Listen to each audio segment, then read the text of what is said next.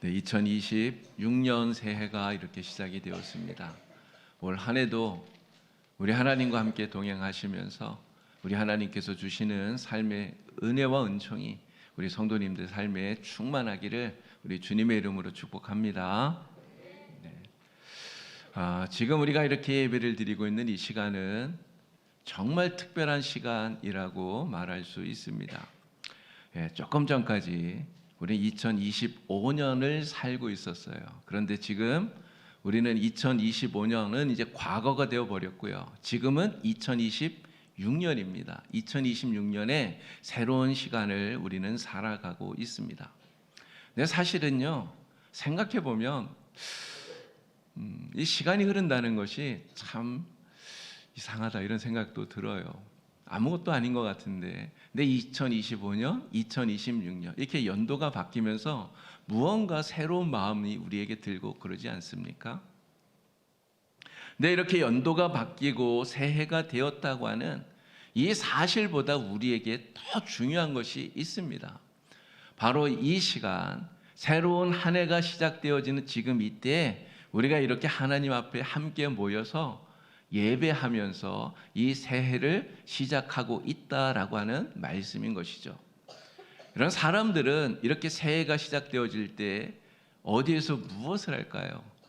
아마 많은 사람들이 지금 서울의 그 종로, 보신가 그 종소리를 들으려고 거기에 모여 있을 거예요. 그래서 조금 전 12시가 딱 되어질 때 그 보신각의 그 종소리를 들으면서 소원을 빌지 않았겠습니까? 또 어떤 사람들은요, 바닷가로 많이들 달려가겠죠. 바닷가에서 새해 처음으로 떠오르는 그 태양을 보면서 그 해를 보면서 마음의 소원들을 빌 겁니다. 자, 그러나 우리는 다릅니다. 우리는 어디에 있습니까? 이 새해 첫 시간 바로 이렇게 함께 교회에 모여서 하나님께 예배를 드리면서 기도로 말씀으로 이 새해를 시작하고 있습니다. 우리가 이렇게 새해가 시작이 되어질 때 송구 영신 예배로 함께 모여서 하나님 앞에 예배하는데요. 내 이 송구 영신 예배 그저 단순히 해마다 반복되어지는 교회의 행사로 그치는 것이 아닙니다. 이것은 바로 우리의 분명한 신앙의 고백이에요. 어떤 신앙의 고백입니까? 바로 2026년 이 시간들의 주인이 내가 아니라 하나님이시다라고 하는 신앙의 고백으로 우리는 이곳에 모인 것이죠. 바로 이러한 신앙의 고백을 가지고 여러분들이 이 새 첫 예배를 드리고 있는 줄로 믿습니다. 2026년 한 해를 살아가시는 동안 나의 삶의 주인이 하나님이시다라고 하는 것을 여러분들이 분명히 인정하시고 고백하시고 오직 믿음으로 승리하는 그러한 복된 성도님들이 되시기를 우리 주님의 이름으로 축원합니다. 자, 새해가 되면 누구나 다 기대와 소망을 가집니다. 그래서 새해가 되면 다 잘 되기를 바라는 이런 기대와 소망을 가지고 여러 가지 계획들을 세웁니다. 올해는 내가 이 목표를 꼭 이루고 말겠다. 이런 기대와 또 목표를 세우죠. 여러분들은 어떠한 기대를 가지고 또 어떠한 계획을 세우고 계십니까?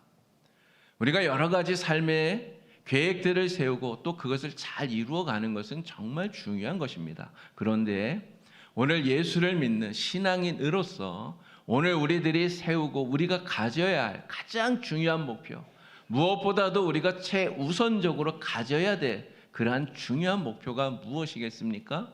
그것이 바로 하나님과 함께 동행하겠다라고 하는 목표인 거예요. 2026년 내가 이 한 해를 오직 하나님과 함께 동행하리라.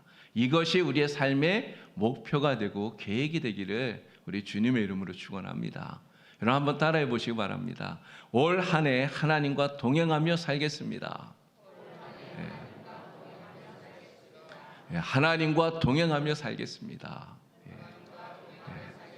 이러한 다짐과 결심이 여러분들에게 다 있기를 바랍니다. 그래서 하나님과 함께 동행하면서 사는 것, 이것이 우리에게 정말 중요한 새해의 목표예요.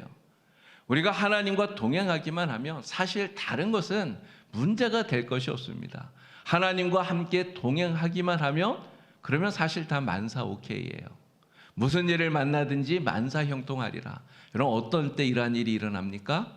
하나님과 함께 동행할 때 이렇게 되는 거예요. 여러분 모두 다 2026년 이 새해 하나님과 함께 동행하며 살겠다고 하는 이 다짐을 마음에 굳게 새기시고 다짐하신 대로 하나님과 함께 동행하는 복된 성도가 되기를 바랍니다. 자, 오늘 창세기 5장에 있는 말씀을 우리가 함께 읽었는데요. 이 창세기 5장에 있는 말씀을 1절부터 이렇게 쭉 읽어보면 계속해서 반복해서 나오는 말씀이 있어요. 이게 몇 살을 살았고 또 자녀를 낳았고 그리고 죽었더라 라는 말씀이 계속해서 반복이 됩니다. 살고 낳고 죽었더라. 근데 여러분 이것이 사실 우리의 평범한 우리 인생의 모습이라고 하는 것이죠. 자, 그런데 이렇게 평범한 인생 속에 특별히 눈에 띄는 한 사람이 있습니다. 바로 오늘 본문에 나오는 에녹입니다. 자, 오늘 본문 말씀 우리 21절에서 24절까지 읽었는데요. 이 말씀을 우리 다시 한 번 더 읽어보도록 하겠습니다. 다 같이 읽습니다. 에녹은 65세에 무드셀라를 낳았고 무드셀라를 낳은 후 300년을 하나님과 동행하며 자녀들을 낳았으며 그는 365세를 살았더라. 에녹이 하나님과 동행하더니 하나님이 그를 데려가심으로 세상에 있지 아니하였더라. 아멘. 여러분 이 말씀을 보면 사실 에녹도요 다른 사람과 다를 바가 없습니다. 평범해요. 똑같은 인생을 살았습니다. 결혼해서 가정을 이루고 자녀를 낳고 그렇게 평범한 인생을 살아요. 그런데 이렇게 평범한 에녹을 아주 특별한 사람으로 만든 이유가 있습니다. 무엇이 그를 특별하게 만듭니까? 바로 하나님과 동행하였더라 라고 하는 이것이 에녹의 인생을 아주 특별한 사람으로 만든다는 거예요. 이런 성경은 에녹에 대해서 특별한 어떤 설명들을 하고 있지 않아요. 자세한 설명을 하지 않습니다. 에녹이 어떠한 업적을 세웠는지를 말하지 않아요. 에녹이 얼마나 대단한 일을 했는지를 전혀 말씀하지 않습니다. 그런데 한 가지 분명하게 에녹에 대해서 우리에게 알려주고 있는 말씀이 뭐예요? 에녹은 하나님과 동행했다는 거예요. 에녹이 하나님과 동행했다. 그런데 여러분 이 에녹이 하나님과 동행했다는 이 사실이 그의 인생에 어떠한 역사를 이룹니까? 히브리서 11장 5절 말씀을 보니까 하나님께서 이렇게 동행했던 에녹을 기쁘게 여기셨다는 거예요. 에녹이 하나님의 기쁨이 되었다는 거죠. 그리고 더 놀라운 사실은 다른 사람들과 다르게 에녹은 죽음을 보지 않고 하나님 나라로 가는 천국으로 올라가는 이런 특별한 은혜를 경험하게 된 것입니다. 오늘 2026년을 시작하는 이 첫 시간에 오늘 우리도 이 에녹처럼 하나님과 함께 동행하는 사람이 되리라 이런 다짐을 하는 여러분이 되기를 우리 주님의 이름으로 축원합니다. 그래서 우리 하나님과 늘 동행함으로써 에녹처럼 하나님을 기쁘시게 하는 하나님의 은혜가 풍성한 삶을 여러분도 다 살아가시게 우리 주님의 이름으로 축복합니다. 자, 하나님과 동행하자라는 말씀을 여러분들에게 드리고 있습니다. 우리가 하나님과 동행하리라. 우리는 다짐하고 그렇게 살아가야 돼요. 자, 그런데 과연 어떻게 사는 것이 하나님과 동행하는 것입니까? 우리가 어떻게 살면 하나님과 함께 동행할 수 있을까요? 우리가 여러 가지 많은 것들 말할 수 있겠지만 저는 한 가지를 여러분들에게 오늘 말씀을 드리고 싶어요.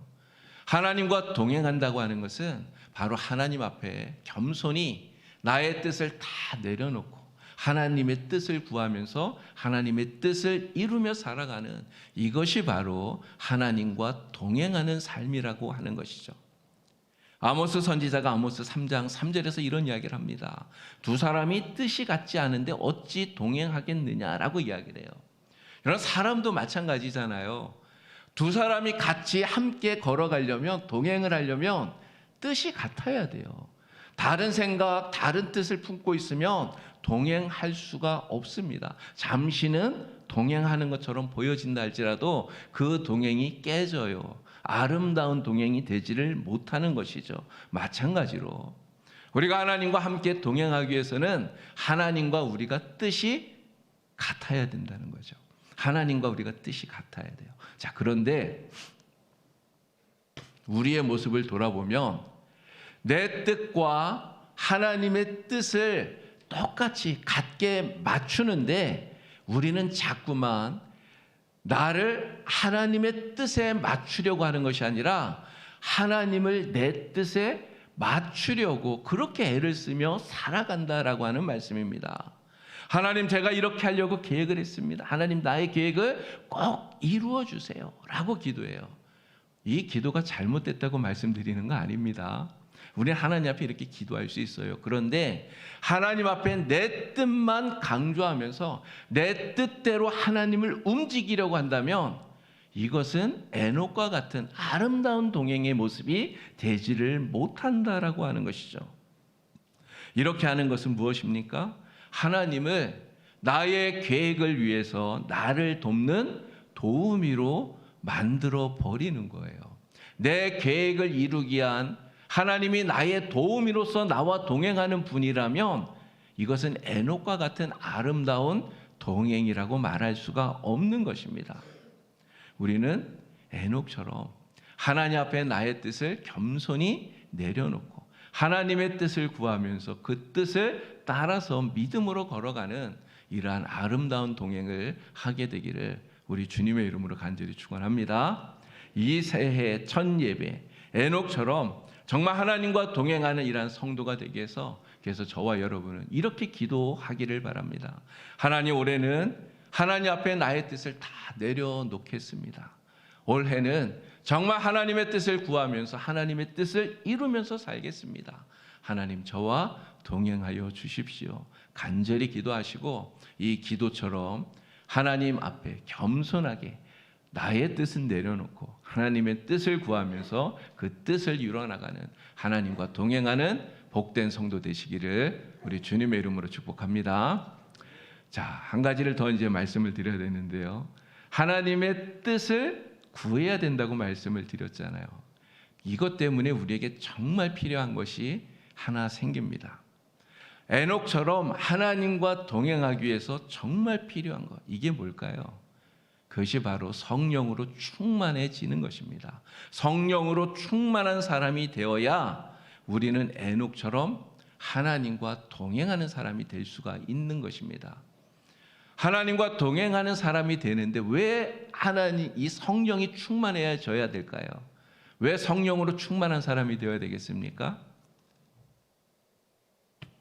우리가 하나님의 뜻과 하나님의 마음을 알아야 그래야 하나님과 온전한 동행을 할 수 있다고 말씀을 드렸잖아요.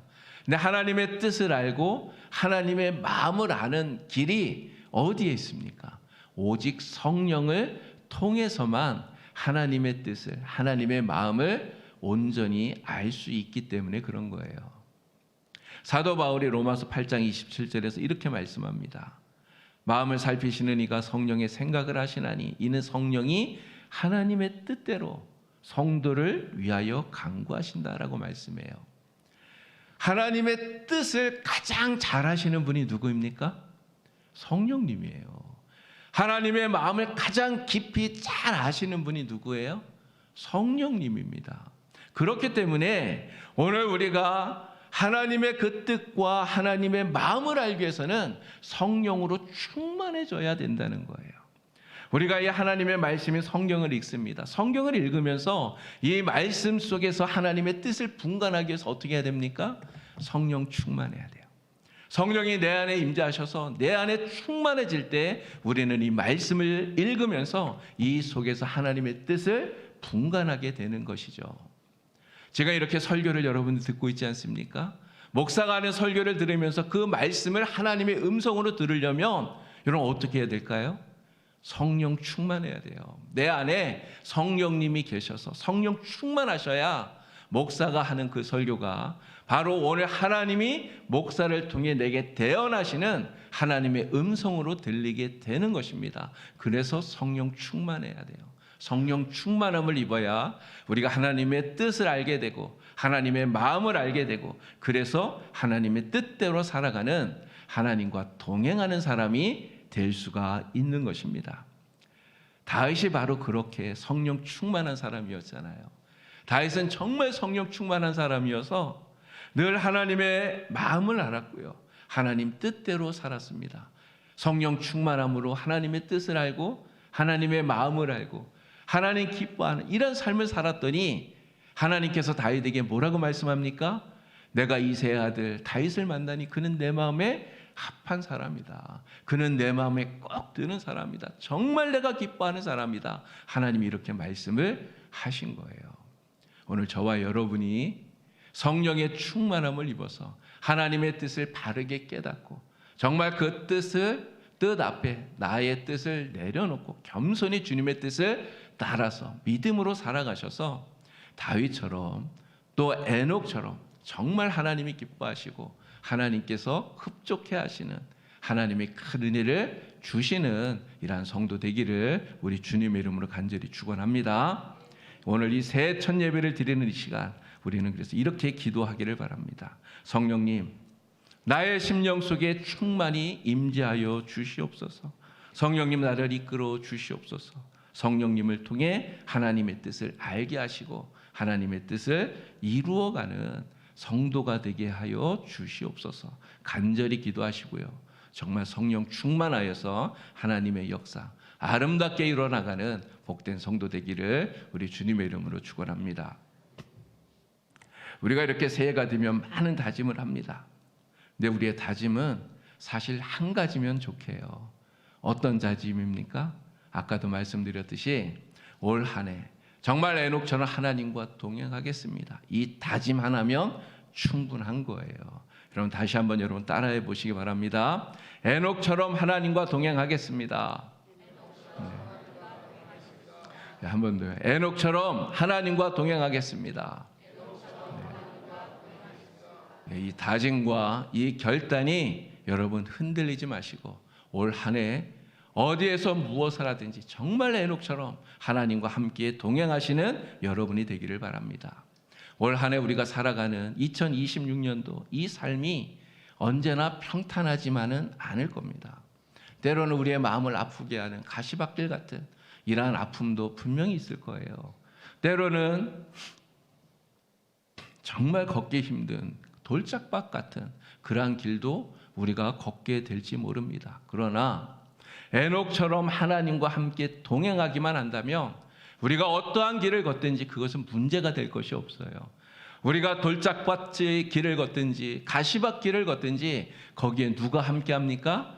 하나님이 함께 하셔요. 하나님이 동행하시면 그러면 하나님이 우리를 도와주실 것이기 때문에요. 하나님이 우리를 붙들어 주시고 또 우리에게 힘을 주시고 우리를 이끌어 주셔서 어떠한 것도 다 능히 이기게 만들어 주실 줄로 믿습니다.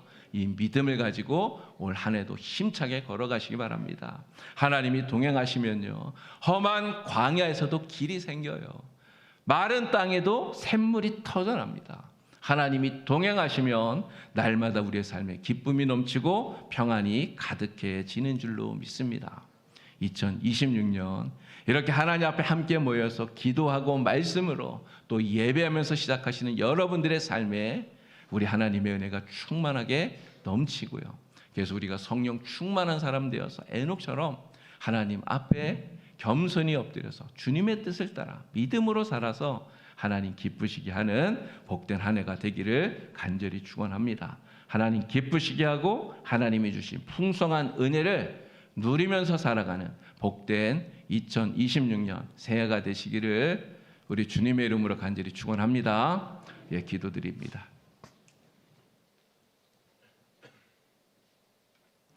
하나님 아버지, 하나님의 은혜를 참으로 감사합니다. 2025년을 마감하고 이제 2026년 새해를 이렇게 시작하였습니다. 이 새해 첫 시간을 우리 하나님 앞에 함께 모여 기도하고 예배하며 하나님께 올려드립니다. 하나님, 에녹처럼 오늘 우리도 믿음으로 한 걸음 한 걸음 하나님과 동행하는 주의 백성들 다 되게 도와주시옵소서. 에녹처럼 하나님을 기쁘시게 하는 성도가 되게 하여 주시고, 그래서 우리 하나님 주신 풍성한 은혜를 누리는 복된 새해를 살아갈 수 있도록 하나님 역사하여 주시옵소서. 예수님의 이름으로 기도드리옵나이다. 아멘.